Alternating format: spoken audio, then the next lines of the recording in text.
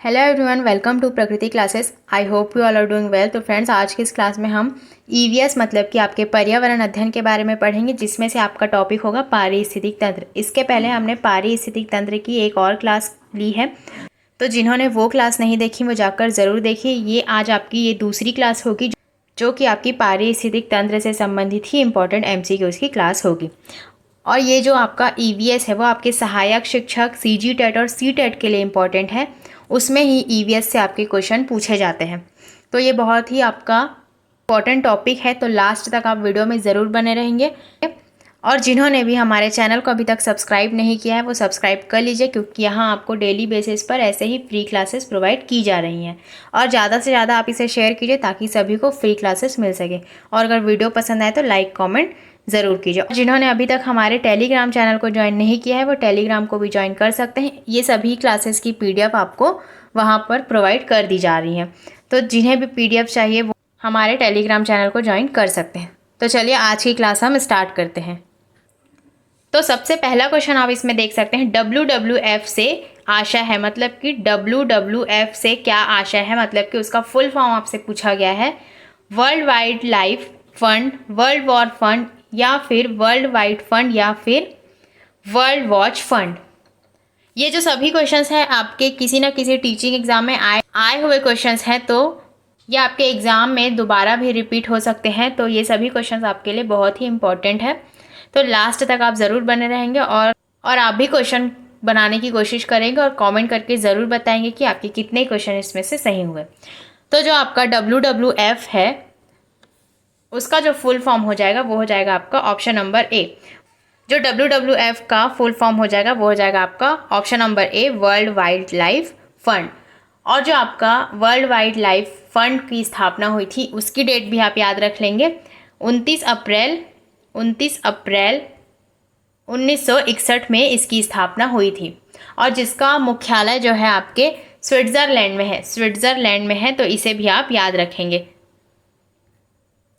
Switzerland में है इसका मुख्यालय, तो इसे भी आप याद रखेंगे। इससे भी आपके एग्जाम में क्वेश्चन बन सकते हैं। एक क्वेश्चन से रिलेटेड आपके जितने भी इंपॉर्टेंट पॉइंट्स होंगे उसे मैं यहाँ पर बताते हुए चलूँगी।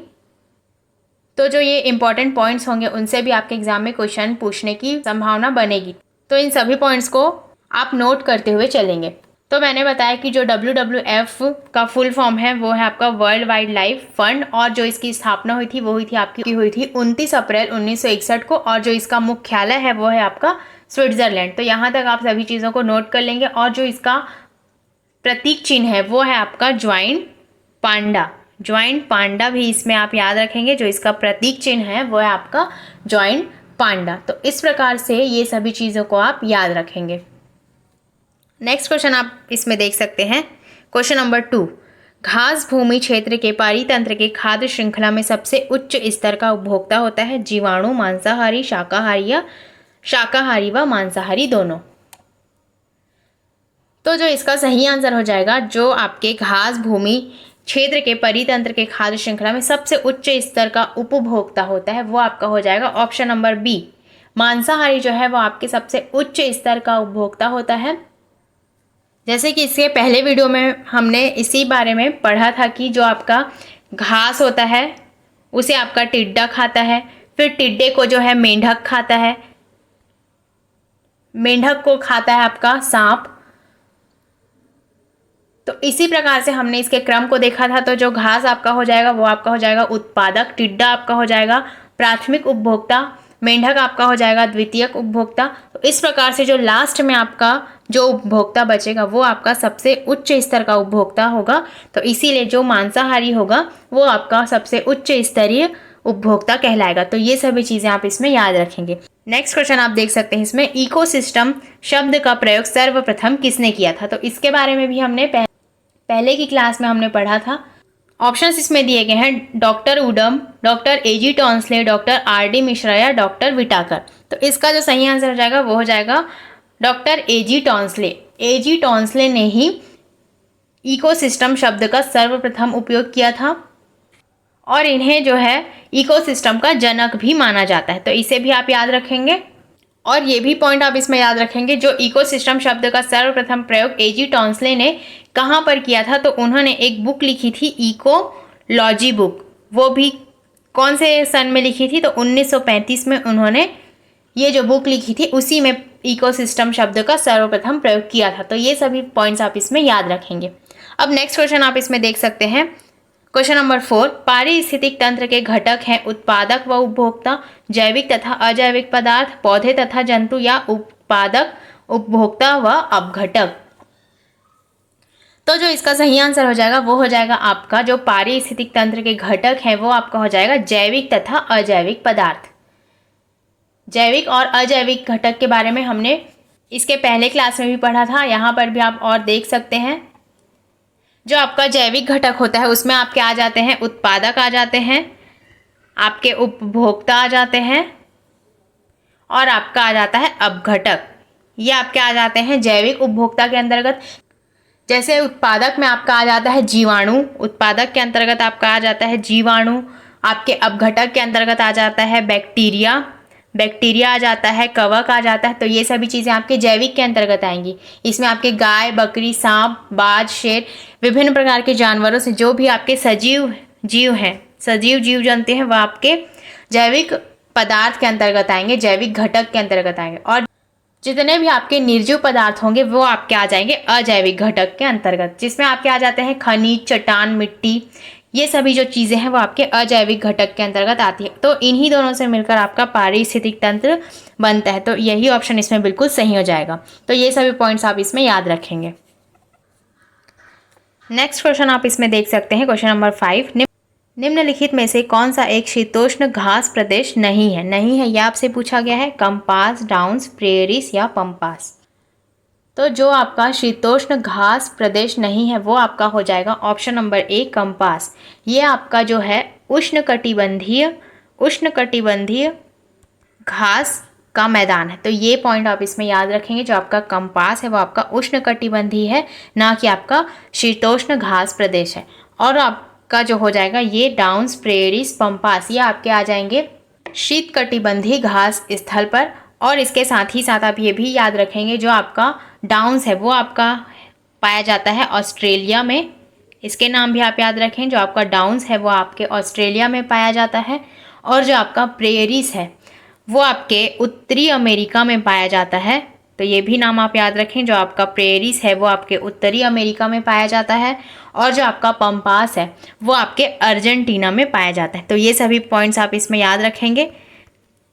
और जो आपका कंपास है जो कि आपका उष्णकटिबंधीय घास स्थल है वो आपका हो जाएगा, जो आपका कंपास है वो आपका पाया जाता है ब्राज़ील में। तो ये सभी पॉइंट्स आप इसमें याद रखेंगे। इनके जो पाए जाने के स्थान है वो भी आप इसमें याद रखेंगे, और कौन सा घास प्रदेश है ये, इसे भी आप इसमें याद रखेंगे। जो आपका ईवीएस सब्जेक्ट होता है उसमें आप बेसिकली क्या पढ़ते हैं, जो आपका प्राइमरी लेवल का जो सब्जेक्ट होता है उसमें आप ईवीएस के अंतर्गत सोशल स्टडीज़ भी पढ़ते हैं, मतलब कि एसएसटी भी पढ़ते हैं, और इसमें साइंस भी पढ़ते हैं। तो इन दोनों का जो मिला जुला कंटेंट होता है उसे ही आप इसमें पढ़ते हैं, तो वो बन जाता है आपका ईवीएस। ईवीएस में आप इन्हीं दोनों के बारे में पूरे डिटेल में पढ़ते हैं, दोनों का मिक्सचर पढ़ते हैं। इसीलिए ये आपके ये जो सभी क्वेश्चंस हैं वो आपके वर्ग 2 में भी काम आ सकते हैं, लेकिन इन सभी के बारे में हम जो है एसएसटी में अलग से पढ़ेंगे। तो इस प्रकार से आप देख सकते हैं जो इसका सही आंसर हो जाएगा वो हो जाएगा आपका कंपास। नेक्स्ट क्वेश्चन आप इसमें देख सकते हैं, क्वेश्चन नंबर 6, शोला घास कहाँ पाए जाते हैं? पश्चिमी घाट, पूर्वी घाट, हिमालय या विंध्याचल।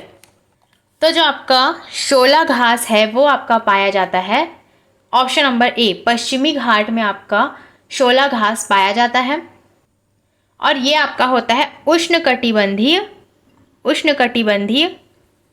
घास स्थल होता है। तो ये भी आप इसमें याद रखेंगे। जो आपका शोला घास स्थल होता है वो आपका होता है उष्णकटिबंधीय घास स्थल। तो ये भी आप इसमें याद रखेंगे। और जो इस प्रकार के जो घास स्थल होते हैं वो आपके अधिकतर आपके ऊंचाई वाले क्षेत्रों में पाए जाते हैं। जो आपके ऊंचाई वाले क्षेत्र होते हैं उसमें ये पाए जाते हैं, जैसे कि आपका हो जाएगा नीलगिरी पर्वत, कन्याकुमारी, पश्चिमी घाट के ये जो ऊंचाई वाले पर्वत हैं वहाँ पर ये शोला घास स्थल पाए जाते हैं। तो ये सभी चीज़ें आप इसमें याद रखेंगे। अब नेक्स्ट क्वेश्चन आप इसमें देख सकते हैं, क्वेश्चन नंबर 7, निम्न में से कौन सा क्रम पारिस्थितिक तंत्र में ऊर्जा प्रवाह के संबंध में सही है? ऑप्शंस इसमें दिए गए हैं उत्पादक, अपघटक, उपभोक्ता, अपघटक, उपभोक्ता, उत्पादक, उत्पादक, उपभोक्ता या अपघटक, या उपभोक्ता, उत्पादक या अपघटक। तो जो इसका सही आंसर हो जाएगा वो हो जाएगा, इसका जो सही क्रम है वो आपका हो जाएगा ऑप्शन नंबर सी। सबसे पहले उत्पादक आता है, फिर उपभोक्ता, फिर आपका आता है अपघटक।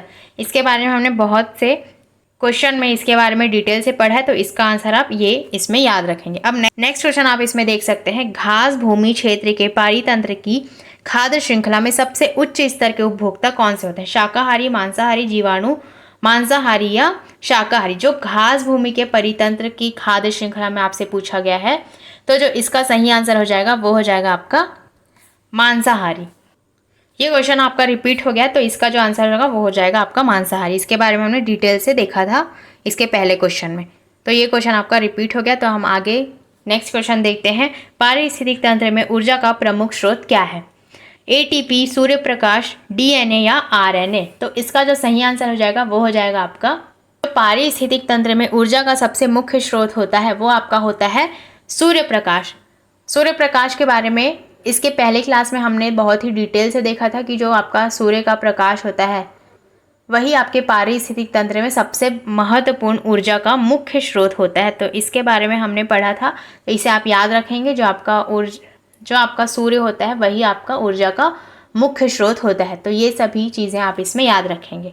अब नेक्स्ट क्वेश्चन आप इसमें देख सकते हैं, क्वेश्चन नंबर 10, खाद्य श्रृंखला में शाकाहारी होते हैं। शाकाहारी जो होते हैं वो आपका पूछा गया है, प्राथमिक उत्पादक, प्राथमिक उपभोक्ता, द्वितीयक उपभोक्ता या अपघटनकर्ता। तो जो आपका शाकाहारी होता है वो आपका हो जाएगा प्राथमिक उपभोक्ता। ऑप्शन नंबर 20 में बिल्कुल सही हो जाएगा। शाकाहारी होते हैं वो आपके प्राथमिक उपभोक्ता के अंतर्गत आते हैं, जो कि हरे पेड़ पौधे पर ही निर्भर होते हैं। जैसे कि आपका आ जाएगा मनुष्य, गाय, बकरी, हिरण, खरगोश, ये सभी आपके शाकाहारी में आ जाएंगे। तो ये आपका हो जाएगा प्राथमिक उपभोक्ता। तो ये सभी चीज़ें आप इसमें याद रखेंगे। नेक्स्ट क्वेश्चन आप इसमें देख सकते हैं, क्वेश्चन नंबर 11, जब एक जीव लाभ लेता है बगैर दूसरे सहवासी जीव को प्रभावित किए तो वो कहलाता है परजीवी, सहभोजी, मृतोपजीवी या सहजीवी।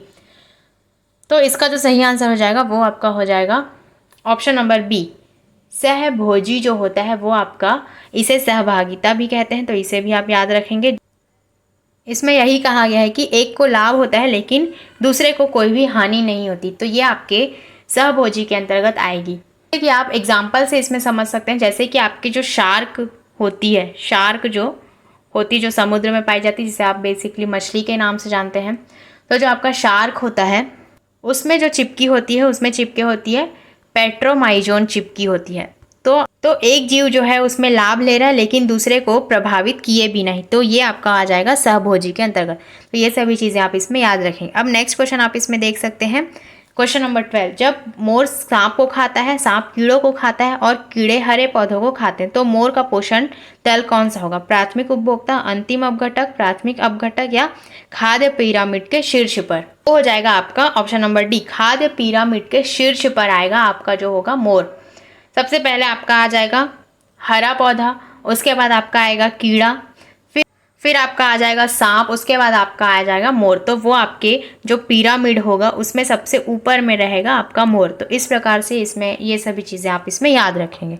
अब नेक्स्ट क्वेश्चन इसमें देख सकते हैं आप, क्वेश्चन नंबर 13, जो शाकाहारी जंतु भोजन के लिए हरे पेड़ पौधों पर निर्भर रहते हैं वो आपके हो जाएंगे प्रथम चरण उपभोक्ता, द्वितीय चरण उपभोक्ता, तृतीय चरण उपभोक्ता या उपभोक्ता। तो इसका जो सही आंसर हो जाएगा वो आपका हो जाएगा, जो शाकाहारी जंतु पेड़ पौधों पर निर्भर रहते हैं वो आपके हो जाएंगे प्रथम चरण के उपभोक्ता। इसके पहले क्वेश्चन में भी हमने इसके बारे में देखा था, जो प्राथमिक उपभोक्ता होते हैं वो आपके हरे पेड़ पौधों पर निर्भर होते हैं। तो ये सभी चीज़ें आप इसमें याद रखेंगे। नेक्स्ट क्वेश्चन आप इसमें देख सकते हैं, क्वेश्चन नंबर 14, इकोसिस्टम की सही परिभाषा क्या है? परस्पर क्रिया करने वाला जीव समुदाय, किसी स्थान का अजीवी घटक, पृथ्वी और वायुमंडल का क्षेत्र जहां जीव रहते हैं, जीव समुदाय और उसके वातावरण का संतुलित तंत्र। जो इकोसिस्टम की सही परिभाषा हो जाएगी वो आपकी हो जाएगी ऑप्शन नंबर डी, इसमें बिल्कुल सही हो जाएगा। जो जीव समुदाय और उसके वातावरण का संतुलित तंत्र है वही आपका इकोसिस्टम कहलाता है। तो ये सभी चीज़ें आप इसमें याद रखेंगे। अब नेक्स्ट क्वेश्चन आप इसमें देख सकते हैं, क्वेश्चन नंबर 15, पारीतंत्र में तत्वों का चक्रण क्या कहलाता है? जैव भू रासायनिक चक्र, भूवैज्ञानिक चक्र, रासायनिक चक्र या इनमें से कोई नहीं। तो इसका जो सही आंसर हो जाएगा जो पारीतंत्र में तत्वों का चक्रण कहलाता है वो आपका हो जाएगा ऑप्शन नंबर ए, जैव भू रासायनिक चक्र जो होता है वो आपका पारीतंत्र में तत्वों का चक्रण कहलाता है। तो इसे आप इसमें याद रखेंगे। और जो इसमें 4 तत्वों की आवश्यकता होती है उसे भी आप याद रखें। जो आपके 4 तत्व होते हैं उसमें आपके आ जाते हैं, सबसे पहले आपका आ जाता है कार्बन आ जाता है, उसके बाद आपका आ जाता है ऑक्सीजन आ जाता है, फिर आपका आ जाता है नाइट्रोजन और आपका आ जाता है हाइड्रोजन। तो ये 4 तत्व से मिलकर आपके जो बनते हैं जैव भू रासायनिक चक्र। तो इसमें ही इन चारों तत्वों का सम्मिश्रण होता है। तो ये सभी चीज़ें आप इसमें याद रखेंगे। अब नेक्स्ट क्वेश्चन इसमें आप देख सकते हैं, जैविक समुदाय में प्राथमिक उपभोक्ता है मांसाहारी, सर्वाहारी, शाकाहारी या डेट्रीटिवोर। तो इसका जो सही आंसर हो जाएगा वो हो जाएगा आपका जो जैविक समुदाय में प्राथमिक उपभोक्ता है वो आपके हो जाएंगे शाकाहारी। प्राथमिक उपभोक्ता को ही शाकाहारी कहा जाता है और जो आपका मांसाहारी होता है वो आपका द्वितीयक उपभोक्ता होता है। तो ये सभी चीज़ें आप इसमें याद रखेंगे। नेक्स्ट क्वेश्चन आप देख सकते हैं इसमें क्वेश्चन नंबर 17 में से कौन सा सर्वाधिक उत्पादक पारिस्थितिक तंत्र है? उष्णकटिबंधीय, वर्षावन, टुंड्रा, सवाना या मरुस्थल। तो जो इसका सही आंसर हो जाएगा वो हो जाएगा आपका सर्वाधिक उत्पादक पारिस्थितिक जो तंत्र है वो हो जाएगा आपका उष्णकटिबंधीय वर्षावन।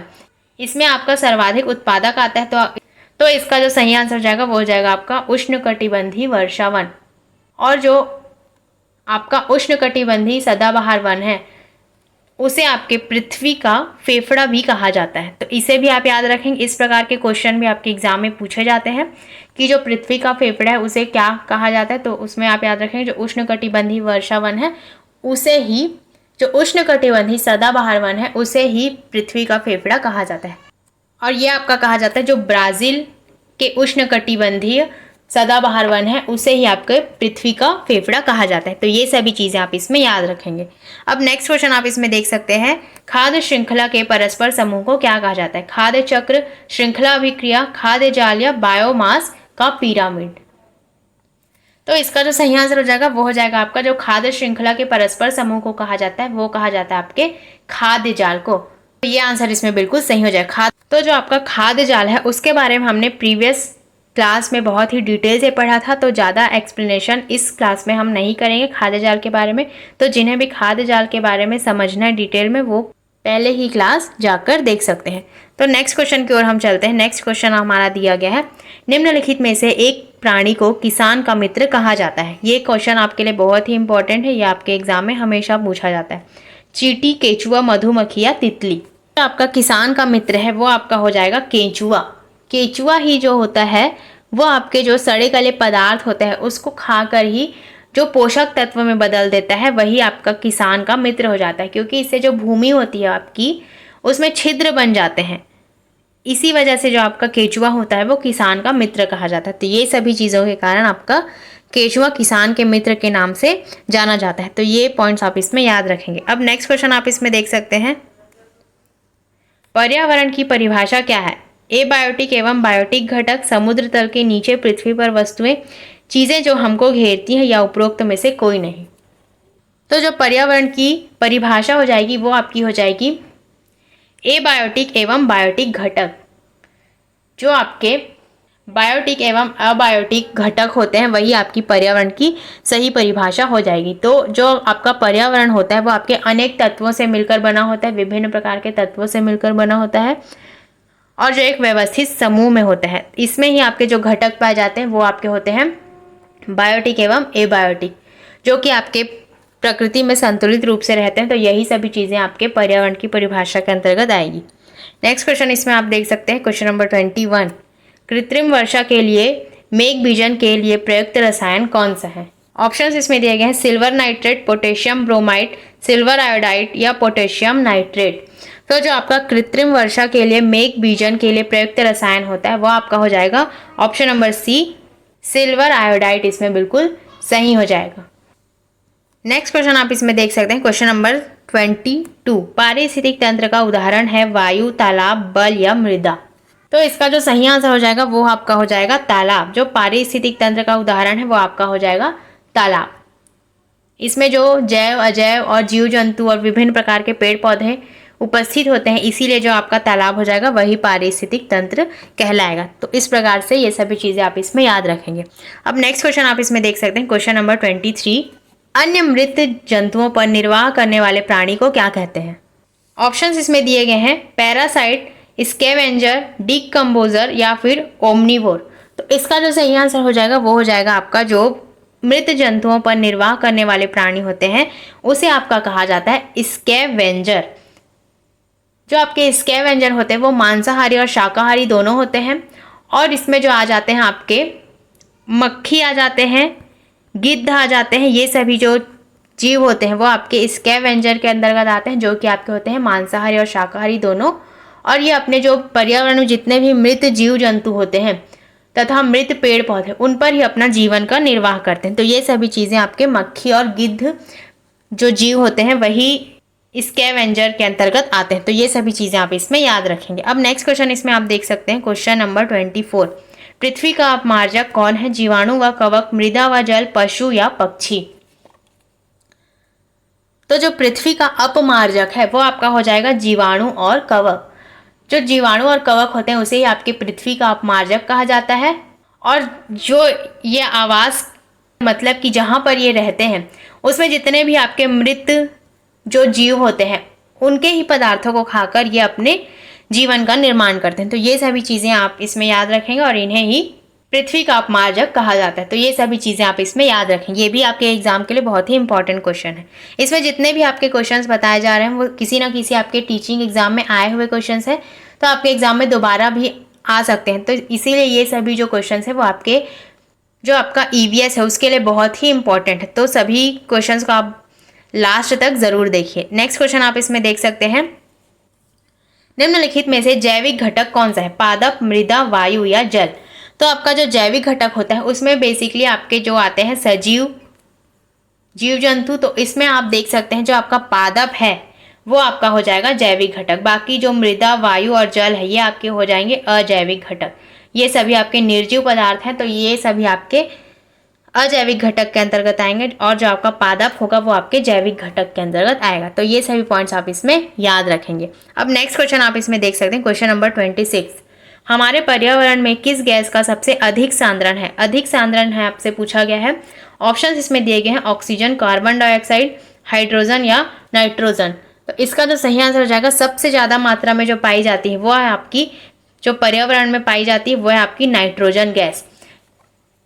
इसके बारे में आप परसेंट भी देख सकते हैं। जो आपका नाइट्रोजन गैस है वो आपके पर्यावरण में सबसे अधिक पाई जाती है। इसकी जो पाई जाने की प्रतिशत है वो है आपके 78% नाइट्रोजन आपके पृथ्वी पर पाई जाती है, मतलब कि आपके वायुमंडल में पाई जाती है।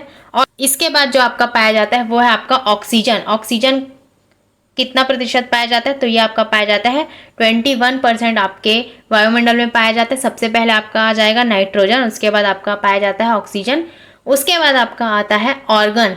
ऑर्गन आपका पाया जाता है 0.93%, और फिर इसके बाद आपका आता है कार्बन डाइऑक्साइड, ये आपका पाया जाता है 0.03%। इसके बाद आपका आ जाता है नियॉन। जो नियॉन होता है वो आपका पाया जाता है 0.0018%, और लास्ट में आपका आता है हाइड्रोजन। जो आपका हाइड्रोजन होता है वो आपका पाया जाता है 0.001। तो इस प्रकार से इन सभी परसेंट को भी आप याद रखें, क्योंकि किसी भी परसेंट से आपके एग्जाम में क्वेश्चन पूछे जाने की संभावना बनती है। तो ये सभी परसेंट आप इसके बारे में याद रखेंगे। अब नेक्स्ट क्वेश्चन आप इसमें देख सकते हैं, क्वेश्चन नंबर 27, कौन जीवी कारक नहीं है? नहीं है ये आपसे पूछा गया है। पेड़ पौधे, जंतु, सूक्ष्म जीव या चट्टान? तो इसका जो सही आंसर हो जाएगा वो आपका हो जाएगा जीवी कारक नहीं है, तो आपका चट्टान आपका जीवी कारक नहीं, ये आपका निर्जीव कारक है। तो इस प्रकार से ये सभी जो आपका चट्टान है वो इसमें बिल्कुल सही हो जाएगा। नेक्स्ट है हमारा क्वेश्चन नंबर, और इसमें जो बाकी हैं वो आपके हो जाएंगे जीवी कारक। नेक्स्ट क्वेश्चन आप इसमें देख सकते हैं, हमारे पर्यावरण को बचाने के लिए 3 प्रकार के आर हैं। कम उपयोग, पुनर्चक्रण या पुनर्निर्माण, पुनः प्रयोग, पुनः उपयोग, पुनः संरचना या पुनः निर्माण, कम उपयोग, पुनर्चक्रण या पुनः उपयोग, या फिर कम उपयोग, पुनर्चक्रण और पुनर्संरचना। तो इसका जो सही आंसर हो जाएगा वो आपका हो जाएगा ऑप्शन नंबर सी, कम उपयोग, पुनः चक्रण और पुनः उपयोग इसमें बिल्कुल सही हो जाएगा। जो कम उपयोग है उसे आपका कहा जाता है रिड्यूस, रिड्यूस इसे कहा जाता है, और पुनः चक्रण को आपका कहा जाता है रिसाइकल। और फिर आपका जो रीयूज होता है उसे आपका पुनः उपयोग कहा जाता है, मतलब कि रीयूज को ही आप पुनः उपयोग कहते हैं। तो इसी को हम 3 प्रकार के आर के नाम से जानते हैं। तो ऑप्शन नंबर सी इसमें बिल्कुल सही हो जाएगा। अब नेक्स्ट क्वेश्चन आप इसमें देख सकते हैं, मेंढक एक टिड्डे को खाता है तो ऊर्जा का स्थानांतरण होगा उत्पादक से अपघटक को, उत्पादक से प्राथमिक उपभोक्ता को, प्राथमिक उपभोक्ता से द्वितीयक उपभोक्ता को, या फिर द्वितीयक उपभोक्ता को प्राथमिक उपभोक्ता को।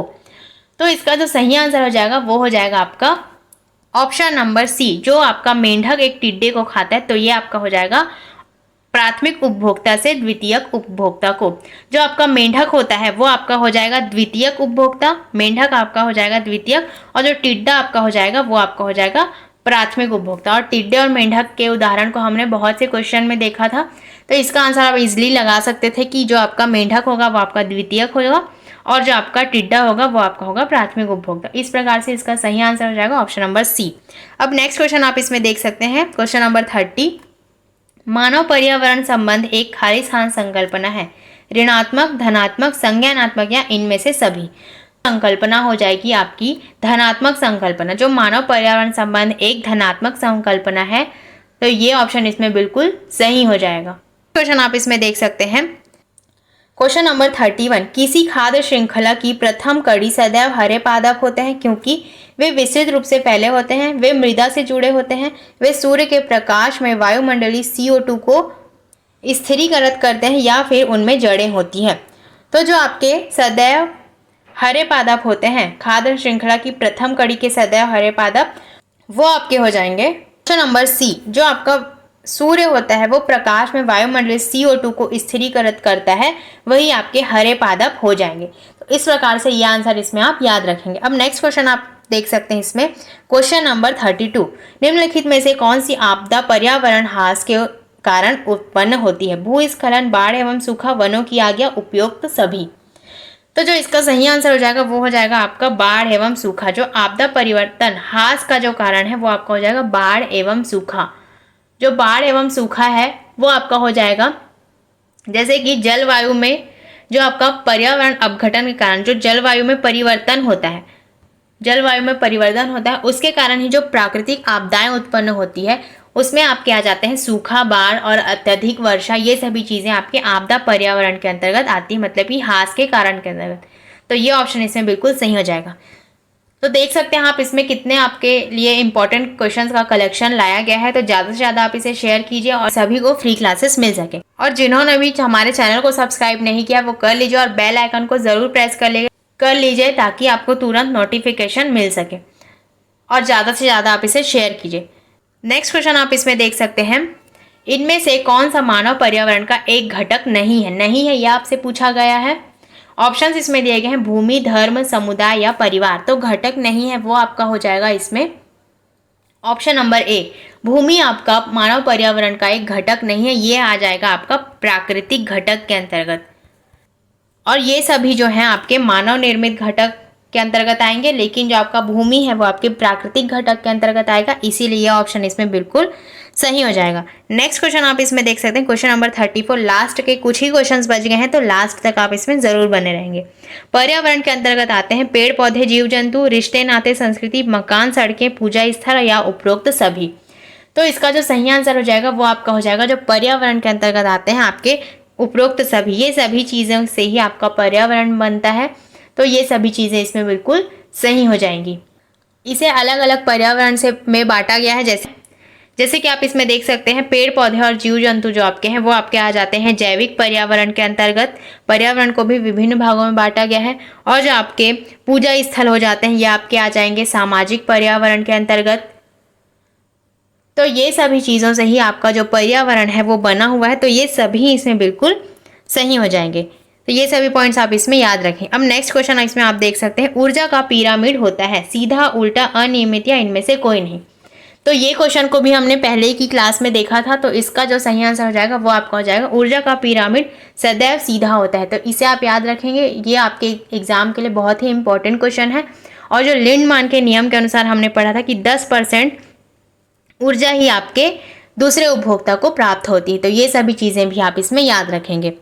अब नेक्स्ट क्वेश्चन आप इसमें देख सकते हैं, क्वेश्चन नंबर 36। प्राकृतिक एवं सामाजिक सांस्कृतिक पर्यावरण के बीच अंतःक्रिया का उदाहरण है वनों की कटाई, शिकार, निर्माण कार्य या उपरोक्त सभी।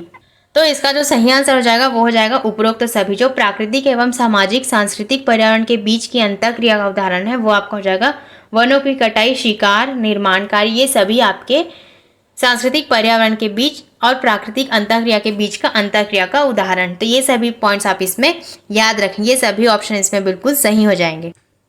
नेक्स्ट क्लास हमारी दूसरी किसी टॉपिक पर होगी। इसमें आप कुछ ही क्वेश्चंस बचे हुए हैं, उसे आप देख सकते हैं। 37 नंबर का क्वेश्चन है, प्राकृतिक पर्यावरण के प्रमुख घटक कौन से हैं? सभी जीव, भू आकृतिक कारक, जलवायुवी कारक या फिर उपरोक्त सभी। तो जो आपके प्राकृतिक पर्यावरण के प्रमुख घटक होते हैं वो आपके हो जाते हैं ये सभी जीव इसमें आते हैं, भू आकृतिक कारक आते हैं, जलवायुवी कारक आते हैं। तो ये सभी आपके प्राकृतिक पर्यावरण के ही मुख्य घटक हैं। तो इसे आप इसमें याद रखेंगे। नेक्स्ट क्वेश्चन आप इसमें देख सकते हैं। अब क्वेश्चन नंबर 38, एक पोषण स्तर से दूसरे पोषण स्तर पर ऊर्जा का कितना भाग स्थानांतरित होता है? और ये जो क्वेश्चन है आपके सीजी टेट में आया हुआ क्वेश्चन है, तो इसे भी आप याद रखेंगे। तो जो आपका सीजी टेट हुआ था 2011 में, उसमें ये आया हुआ क्वेश्चन है। तो इसका जो सही आंसर हो जाएगा वो आपका हो जाएगा ऑप्शन नंबर डी, इसमें बिल्कुल सही हो जाएगा 10%। जो लिंडमान के नियम के बारे में अभी मैंने बताया कि जो एक पोषण से दूसरे पोषण पर जाता है वो ऊर्जा आपका जाता है 10%। तो इसे आप इसमें याद रखेंगे। अब नेक्स्ट क्वेश्चन इसमें देख सकते हैं आप, क्वेश्चन नंबर 39, निम्न में से कौन सा पर्यावरण अध्ययन का घटक नहीं है? ये आपसे पूछा गया है, नेगेटिव क्वेश्चन है। ऑप्शंस में आप देख सकते हैं मानव, वायुमंडल, जल मंडल या सौर मंडल। तो जो पर्यावरण का घटक नहीं है वो इसमें आपका हो जाएगा नंबर डी, सौर मंडल जो है आपके पर्यावरण अध्ययन का घटक नहीं है। तो यही इसमें बिल्कुल सही हो जाएगा। जो पर्यावरण अध्ययन के अंतर्गत जिनका अध्ययन किया जाता है वो आपका आ जाएगा मानव, वायुमंडल, जल मंडल। लेकिन जो सौर मंडल है उसका अध्ययन नहीं किया जाता। तो यही आंसर इसमें बिल्कुल सही हो जाता है। जिनका अध्ययन इसमें किया जाता है वही पर्यावरण का अध्ययन के अंतर्गत आते हैं। नेक्स्ट क्वेश्चन आप इसमें देख सकते हैं, क्वेश्चन नंबर 40, पर्यावरण असंतुलन का कारण है पर्यावरणीय चेतना का अभाव, भौतिकवादी सोच, भोगवादी प्रवृत्ति या फिर इनमें से सभी। ये जो आपके पारिस्थितिक तंत्र से जितने भी यहाँ पर क्वेश्चन बताए गए हैं, लगभग 100 क्वेश्चन अभी तक हमने दोनों क्लास से मिलाकर कर लिए हैं। तो इससे बाहर आपके एग्जाम में नहीं पूछा जाएगा। तो अगर आपने ये दोनों क्लास पर्यावरण अध्ययन में आपके पारिस्थितिक तंत्र के बारे में देख लिया तो इसके बाहर आपके एग्जाम में क्वेश्चन नहीं पूछा जाएगा। इन सभी क्वेश्चन को आप बार बार रिपीट करके देखेंगे तो आपको सभी चीज़ें ज़्यादा याद होंगी और ज़्यादा लंबे समय तक याद होंगी। इससे बाहर आपके एग्जाम में नहीं पूछा जाएगा। तो जितना ज़्यादा हो सके आप इसे याद रखने की कोशिश करेंगे। तो जो इसका सही आंसर हो जाएगा वो आपका हो जाएगा ऑप्शन नंबर डी, पर्यावरण असंतुलन का कारण है वो आपका हो जाएगा पर्यावरण चेतना का अभाव भी है, भौतिकवादी सोच भी और भोगवादी प्रवृत्ति भी है। तो इन सभी के कारण आपका पर्यावरण असंतुलन रहता है। तो ये सभी ऑप्शन इसमें सही हो जाएगा। अब नेक्स्ट क्वेश्चन इसमें आप देख सकते हैं, पर्यावरण एक स्रोत है अधिगम का, औषधि का, ऊर्जा का या इनमें से सभी का। तो जो पर्यावरण एक स्रोत है वो आपका हो जाएगा इनमें से सभी। ऑप्शन नंबर डी इसमें बिल्कुल सही हो जाएगा। जो आपका पर्यावरण स्रोत है अधिगम का भी है, औषधि का भी है और ऊर्जा का भी है। तो ये सभी चीज़ों से ही आपका पर्यावरण निर्मित होता है। तो यही इसमें बिल्कुल सही हो जाएगा। सभी ऑप्शन इसमें बिल्कुल सही हो जाएंगे।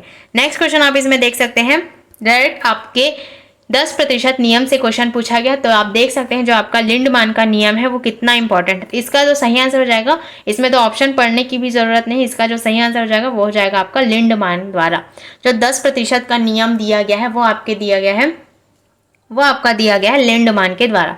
तो इससे आप अच्छे से याद रखें, ये आपके एग्जाम में पूछा जा सकता है। नेक्स्ट क्वेश्चन आप इसमें देख सकते हैं, जैविक पर्यावरण में शामिल हैं उत्पादक, उपभोक्ता, अपघटक या उपरोक्त सभी। तो इसमें भी ऑप्शन नंबर डी बिल्कुल सही हो जाएगा। जो हम जैविक पर्यावरण में पढ़ते हैं उसमें हम पढ़ते हैं उत्पादक, उपभोक्ता और अपघटक, तीनों के बारे में हम पढ़ते हैं। उत्पादक में आपके आ जाते हैं पेड़ पौधे और आपके उपभोक्ता में आ जाते हैं आपके जीव जंतु और आपके अपघटक में आ जाते हैं आपके जीवाणु और कवक। तो इन सभी से ही आपका जैविक पर्यावरण बनता है। तो ये सभी इसमें बिल्कुल सही हो जाएंगे। नेक्स्ट क्वेश्चन इसमें आप देख सकते हैं, निम्नलिखित में से कौन सी खाद्य श्रृंखला घासीय मैदान की नहीं है? नहीं है, ये आपसे पूछा गया। नहीं है वाले क्वेश्चन को आप बहुत ही ध्यान से पढ़ेंगे, क्योंकि इसमें अक्सर स्टूडेंट गलती करते हैं। नहीं है को ध्यान से नहीं पढ़कर आंसर इसमें गलत लगाकर आ जाते हैं। ऑप्शन आप देख सकते हैं इसमें, कीट, मेंढक, सांप, खरगोश, लोमड़ी, शेर, प्लावक मछली या व्हेल, या फिर चूहा, सांप और गिद्ध। तो इसका जो सही आंसर हो जाएगा वो हो जाएगा आपका ऑप्शन नंबर सी, प्लावक मछली और व्हेल ही आपका घासीय मैदान का नहीं है, ये बल्कि आपका हो जाएगा आपका जलीय क्षेत्र के अंतर्गत आएगा, क्योंकि ये सभी आपके जल में पाए जाते हैं, लेकिन ये सभी आपके घास में पाए जाते हैं, तो ये सभी इसमें सही हो जाएंगे। लेकिन ऑप्शन नंबर सी जो है वो आपके जलीय क्षेत्र के अंतर्गत आता है, तो यही इसमें बिल्कुल सही हो जाएगा, क्योंकि हमसे नेगेटिव पूछा गया था, तो यही इसमें बिल्कुल सही हो जाएगा। अब नेक्स्ट क्वेश्चन आप इसमें देख सकते हैं, क्वेश्चन नंबर 45। अत्यधिक चरण का परिणाम है मृदा प्रदूषण, मृदा अपरदन, ताप प्रदूषण या जलवायु प्रदूषण। तो जो अत्यधिक चारण होता है उसका जो परिणाम होता है वो आपका हो जाएगा मृदा अपरदन। अगर अत्यधिक चारण करेंगे तो उससे जो है आपका वनस्पति नष्ट होगा, घास नष्ट होगा, तो इससे आपका मृदा अपरदन होता है। यही सभी कारणों से आपका मृदा अपरदन होता है, तो इससे आपके मृदा अपरदन होने के कारण की संभावना बहुत ही बनती है, तो यही आंसर इसमें बिल्कुल सही हो जाएगा। अब नेक्स्ट क्वेश्चन इसमें आप देख सकते हैं, ह्यूमस निर्माण में कौन सहायक है? उत्पादक, अपघटक, उपभोक्ता या इनमें से सभी। तो जो ह्यूमस निर्माण में कौन सा सहायक है, ये आपका हो जाएगा अपघटक। ह्यूमस के निर्माण में आपका अपघटक आ जाता है, तो ये आंसर इसमें बिल्कुल सही हो जाएगा। तो ह्यूमस होता है वो आपका किसे कहा जाता है, तो ये भी आप इसमें याद रखें। जो आपका मिट्टी होता है उसके सबसे जो ऊपरी परत में होते हैं उसे ही आपका ह्यूमस कहा जाता है। मिट्टी के जो ऊपरी सतह में होते हैं उसे ही आपका ह्यूमस कहा जाता है, और ये आपका एक होता है अपघटक जो आपके ह्यूमस निर्माण में सहायक होता है। तो ये सभी पॉइंट्स आप इसमें अपघटक के बारे में याद रखेंगे। तो दोस्तों यहाँ तक हमने आज की इस क्लास में पारिस्थितिक तंत्र को पूरा कंप्लीट कर लिया। तो इसके बाहर आपके एग्जाम में क्वेश्चन नहीं पूछा जाएगा। अगर ये 2 क्लास आपने बहुत ही अच्छे से देख ली, इसमें हमने बहुत से पॉइंट्स और बहुत से फैक्ट्स को पढ़ा है, तो उन सभी पॉइंट से भी आपके एग्जाम में क्वेश्चन पूछने की बहुत ही संभावना बनती है। तो ज़्यादा से ज़्यादा आप इसे शेयर कीजिए, क्योंकि ये सभी आपको फ्री कंटेंट यहाँ पर प्रोवाइड की जा रही है, फ्री क्लासेस प्रोवाइड की जा रही है, तो सभी को जो है फ्री क्लासेस मिल सके। तो ज़्यादा से ज़्यादा आप इसे शेयर कीजिए, और जिन्होंने भी अभी तक हमारे चैनल को सब्सक्राइब नहीं किया वो सब्सक्राइब कर लीजिए, और जिन्हें भी इन सभी की PDF चाहिए वो हमारे टेलीग्राम को ज्वाइन कर सकते हैं। लिंक आपको डिस्क्रिप्शन में मिल जाएगा। और अगर क्लास पसंद आए तो लाइक और कमेंट ज़रूर कीजिए। कमेंट करके ज़रूर बताएंगे कि आपके कितने क्वेश्चन सही हो और क्लास आपको कैसी लगी। मिलते हैं ऐसे ही नेक्स्ट वीडियो में, तब तक के लिए thank you and take care.